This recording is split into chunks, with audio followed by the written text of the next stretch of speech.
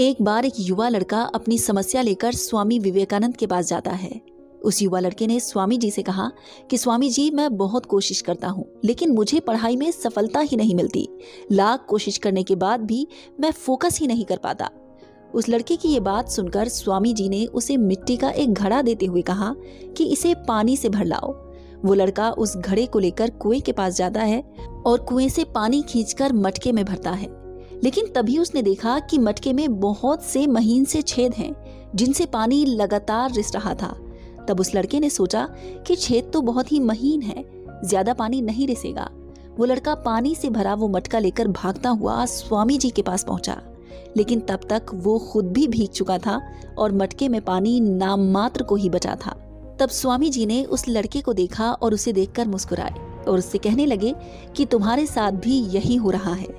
तुम्हारे मन में भी ऐसे ही विभिन्न प्रकार के इंटरेस्ट के छेद हैं जो तुम्हें फोकस ही नहीं करने देते। जब तुम पढ़ने बैठते हो तो तुम्हारे मन में तरह तरह के विचार चलने लगते हैं। तुम व्यर्थ की चीजों के बारे में सोचने लगते हो।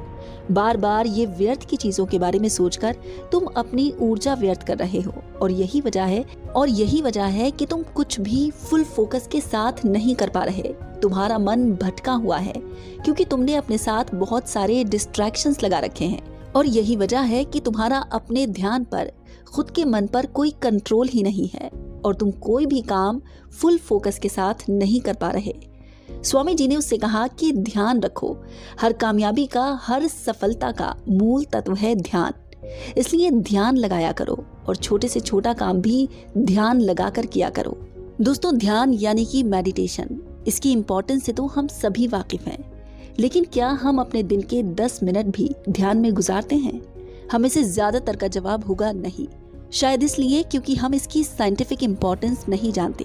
मेडिटेशन ही है जो हमें हमारे मन पर काबू करना सिखाता है, कंट्रोल करना सिखाता है, फोकस करना सिखाता है और हमें सक्सेसफुल बनाता है। अगर आप सक्सेसफुल लोगों की हिस्ट्री उठाकर देखेंगे कि उनमें ऐसा क्या था कि जो वो इतने सक्सेसफुल हुए, उन सब में एक ही चीज आपको कॉमन मिलेगी, मेडिटेशन।